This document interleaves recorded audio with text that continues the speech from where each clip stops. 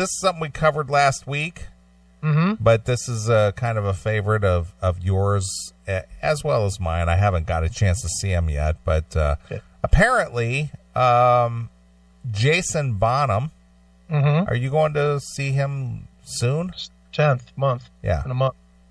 And he basically voiced his thoughts that he did not want Sammy Hagar to have a reunion with Van Halen. He doesn't. He doesn't. Because he'd be unemployed. Yeah, that's exactly the reason why. Is that right? Really? And see, this goes back to what we were discussing as to what kind of money does Jason Bonham have? Apparently nothing. Yeah, because he's concerned about losing his gig with Sammy if Sammy were to go do the Van Halen thing, if that was a possibility. Right. Why wouldn't he just go and keep doing the Zepp experience? I don't know. But Sammy Hagar said that The Circle bandmate Jason Bonham doesn't want him to reunite with Van Halen because the drummer is getting paid good money to tour with the Red Rocker. Okay. So I wonder what good money is. I'd imagine it's more than $300 a night. I would think so. What do you think he makes? I don't know. I don't know. What kind of a draw is Sammy getting with the Circle? Well, the tickets were $80 a piece. Now, is this... See, I get so confused as to Sammy's bands or his projects. I think that was... I don't know if it was the Circle or if it was just Sammy Hagar. Yeah, so I don't know the difference. His Wobberitos, and then he's got the Circle, and then, he's got Sammy Hagar, and... I don't know. Is there a difference now? Then there's Chicken Foot. Yeah, well, that's... What is Bonham in? The Circle? Well, apparently he's in the Circle. All right. So I don't know. I've not seen the Circle, but I gotta imagine that he would cost the same as Sammy Hagar. No? Yeah, you would think. I mean, he's playing the same songs. During wait a minute. The Circle would be more money because that's the one with Michael Anthony. That's correct. And Jason Bonham? Right. It's kind of like an all-star band. There's probably some good cake being made on those shows. You think? I'd imagine. Well, if Sammy... I know when Sammy was here, it was Sammy Hagar. Okay. And those tickets were $80 a ticket at the Roxino. So that's 2,500 seater at $80. Whatever that equals out to. I mean, that's not... Let's see. That's not how much they get paid, obviously, but let's see. 80 times 2,500 equals $200,000. That's a $200,000 if they sell it out. So what do you think they get? Half? Half, maybe. So they get $100,000. So I'd imagine Bonham, 10 G's. For one night? Well, yeah, 10 G's for him, probably 25 for Michael, and the rest to Sam. And $25 to the bass player, or to the drummer, or whoever we're missing here, the guitar. Who's the guitar player in that band? I have no idea. It's that Vic Johnson guy, right? I guess. I don't know that much about the Circle. All right, so maybe $1,000 to Vic Johnson, $10,000 to... Probably $5,000 to Vic Johnson, $10,000 to Jason Bonham, $30,000 to Michael Anthony, and then the rest to Sammy. How many shows do they play? I don't know. I've not seen it. Yeah, that's my point. It's like, how popular are they, and where do they play, and how often? I've not seen it. I know John went and saw it once, I think. Okay. But it was like a travel thing. I'm not going to go travel to see Sammy Hagar. I fucking sat backstage and watched him play. Sure as fuck not going to go travel to another city to see him. Sure. Well, during a brand new interview with the Tampa Bay Times, Hagar said that he did not hear from Van Halen guitarist Eddie Van Halen, drummer Alex Van Halen, when he celebrated his 70th birthday last month. Oh, hell no, man, he said. If you want to go into these waters right now, I can just say that it pretty much confirms it when former Van Halen bassist Michael Anthony's grandson died, and we heard all about that. According to Hagar, Bonham, the son of late Led Zeppelin drummer John Bonham, has not offered to assist in mending fences between Sammy and his former bandmates. Right. Wonder how well Jason Bonham knows the Van Halen guys. Probably not very, because there's never really been an opening at drummer. Yeah, it's like he hasn't offered to assist in mending fences. Huh. Why would he? Jason makes more money with me playing 20 shows a year as he does with his own band in 100 shows a year. Well, there's your answer. Wow. Okay. He makes more in 20 shows than Bonham does in 100? Yeah, that's what he said. Bonham makes more money in 20 Sammy Hagar Circle shows than he does playing the Bonham Experience in 100 shows. I don't believe that. Well, that's what he said. I mean, maybe... I can't fathom that. Those Bonham tickets are expensive. I mean, you can't think that they're charging $80, $90 a ticket and only paying the band like $30,000, can you? I don't know. Man. I don't know. Well, if we go by the math that we were saying before, that would be, if we say that he's making 30, let's take it up to $40,000. So he would have to make what? He would make what, $10,000 doing a Bonham show? Apparently. Or well, he's making 5 times as much doing a Sammy Hagar show than he does his own shows. So he would have to make, if he makes 10 doing his solo shows, he'd have to make 50 doing, god damn. Wow. I don't know. I don't believe that. I'm just not, I'm not buying it. It's the same cost for the tickets. I mean, when Sammy was here, it was $80 a ticket. When Jason Bonham Experience is going to be here next month, it's $80 a ticket, $89. Well, how many people does Jason have in his band? 4? Oh, again, don't know. Yeah, I think it's 4, maybe 5. Maybe there's a keyboard guy. Okay. Probably is. So 5. But it's the same ticket cost. Yeah. It's the same venue even. It's not like we're trying to compare different venues. They both played at the Roxino. And Sammy was 80, and I know the top tickets anyway for the Bonham are 89. It's 89, 50, and like 35. So maybe that's like a $60 median. Is that right? Yeah. So $20 cheaper. I don't know. I'm not going to get into math and look like a total fucking retard. Alan Kilcaller, you're on the air. Speaking of looking like a total retard. No. But I wanted to say, Chris, last week you guys were talking about the Sammy Hagar thing on Eddie Trunk, right? Yes. Yeah. Right. Well, okay. Well, I listened to that this week, and I'm assuming you listened to the podcast as well. I don't know if you have or not. Why do we have to listen back to something we said? We said it. What do you want to say? No. But you've got to. No, what I'm saying is you've got to take these things in context, right? Because it wasn't Sammy Hagar that brought that up. It was Eddie Trunk that brought that up. Yeah, I know, but when he asked about it, he had to elaborate with, well, they didn't call me for my birthday, and I didn't hear nothing from them, and, you know, they didn't talk to Michael Anthony when his grandson died, and they didn't do anything, and they're heartless bastards, and fuck those guys. The appropriate answer would have been, I don't know, but right now I'm in this band. Yeah.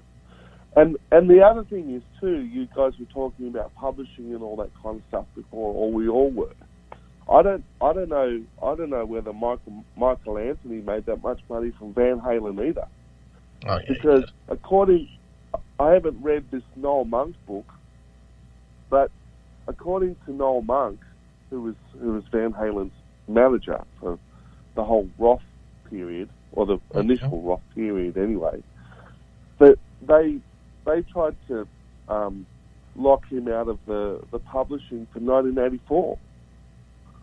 So he was, and I also know that in Sammy Hagar's book, Sammy Hagar talks about the fact that around For Unlawful Carnal Knowledge, I think it was, or it might have been around OU812, one of those records,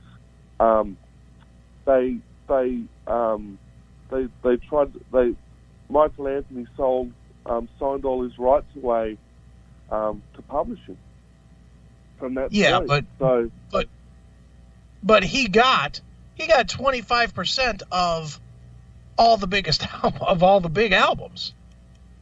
Well, he didn't get 25% in 1984, I don't think. No, but that's the only one. But he got of Van Halen 1, which still sells.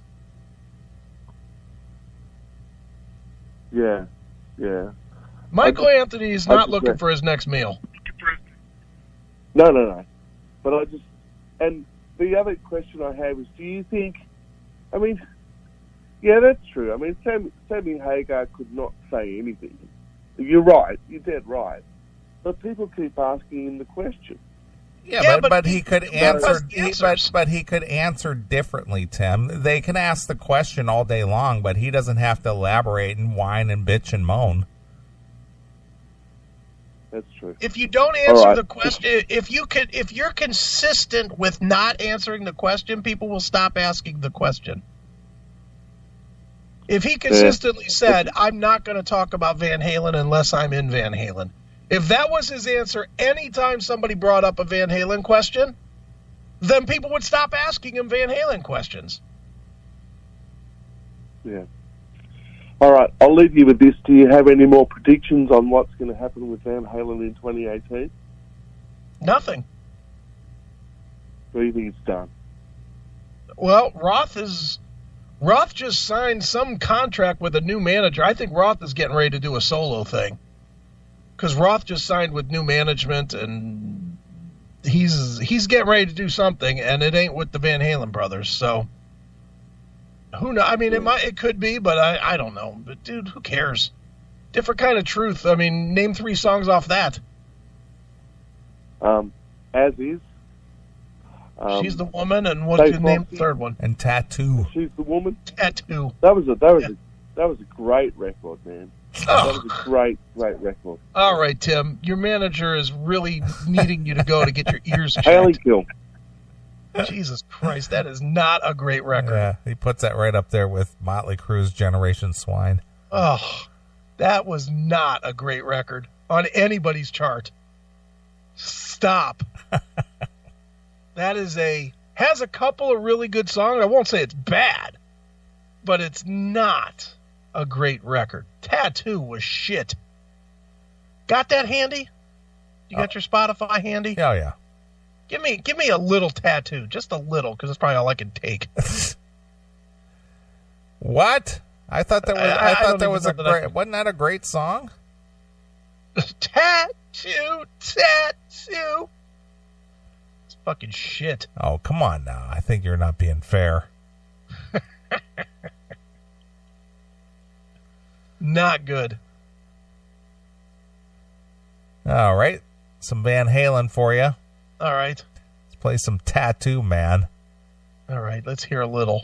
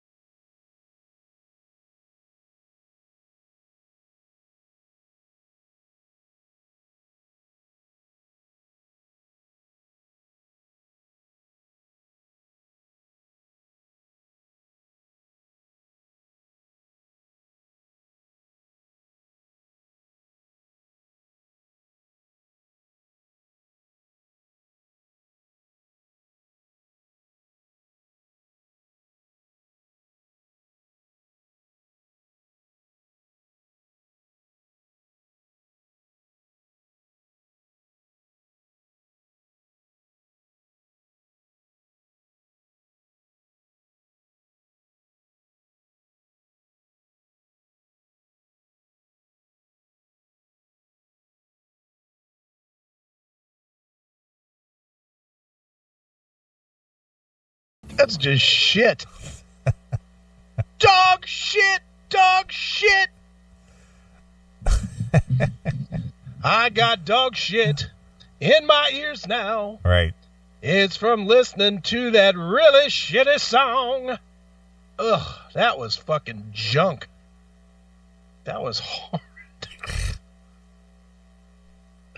That album was bad. The tour was bad. Yes. Tour was lousy.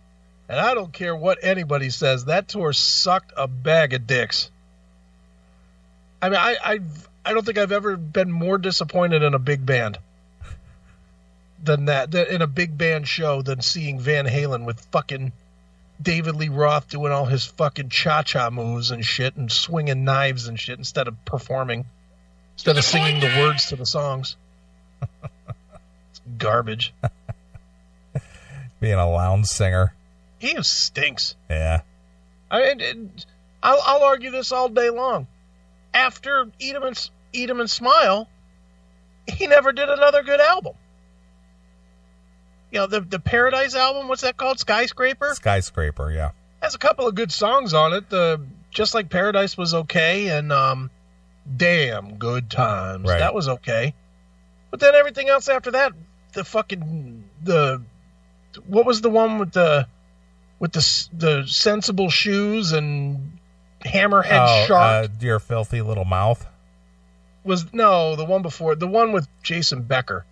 Oh. The third album, with the devil on the cover. Yeah.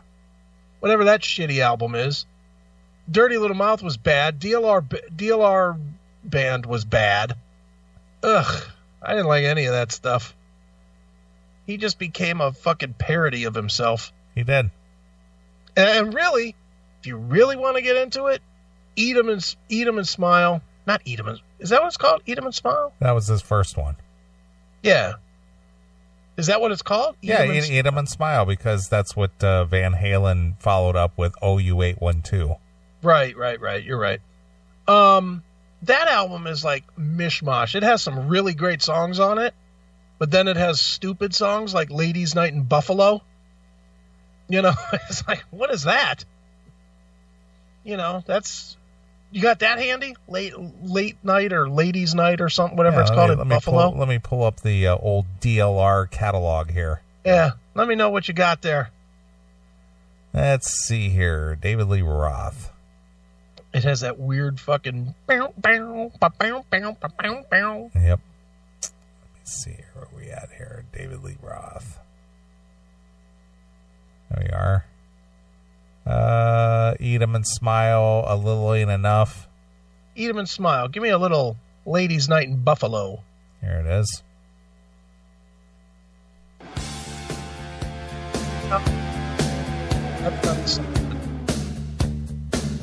That's not it? No, what's the next song? Going Crazy? No, maybe go the other way. I'm Easy? Baby, I'm easy, I'm easy, I'm easy, I'm easy. It's got Shy Boy, Going Crazy, Tobacco Road, Elephant Gun, Big Trouble, Bump It might be Big Trouble. Bump and Grind, and That's Life. Try Big Trouble. All right. Yeah.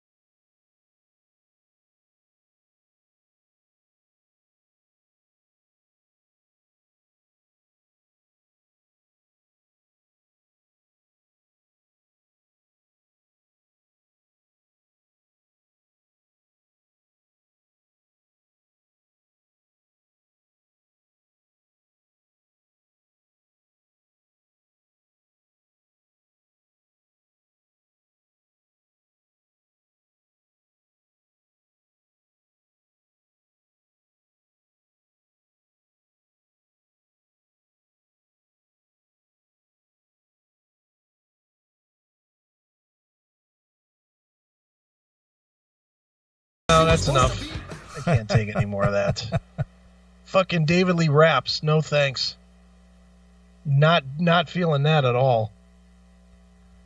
That's terrible. Yeah. Wonder when that photo of David Lee Roth in the chat room was taken with the shaved head.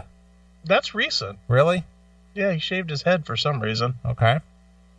Not sure why, but yeah, that's fairly recent. All right. But I don't know. As you know, I'm not the big Roth guy, but Roth, real that can't be real, can it? That picture with the big shoes. That's a Photoshop. All right. It's pretty fucking funny though. Yeah, David Lee Roth has clown shoes, man. That is pretty funny, actually. But Roth, I've never found any. I guess it's because there's zero consistency in his albums that I never dug his solo albums. And I think it's the same reason I really didn't like let me rephrase so that I don't get a fucking assload of shit. I think it's why I don't think that the Van Halen albums with Roth are perfect. Because I didn't like a lot of the weird clown shit that Roth does. I just don't. I don't like the silly stuff. Right. As much as I like the John Bush Anthrax era, that's the one thing that I don't like when he does in Anthrax, is when he does all the silly shit. Right. When he does like Cup of Joe and shit like that, it just doesn't work for me.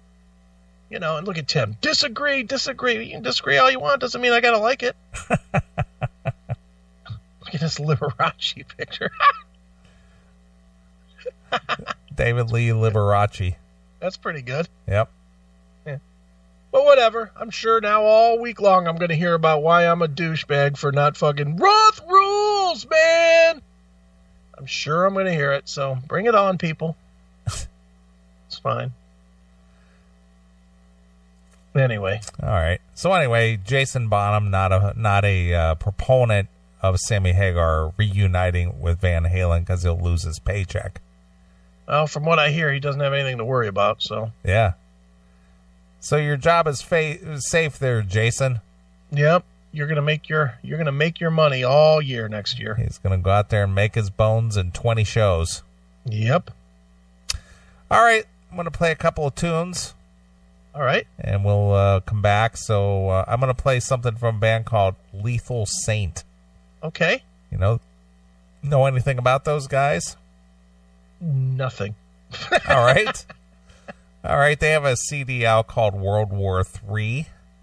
All right. And Chris is going to be doing this all week next week now. Okay, what is that? Order to Defend. All right. All right.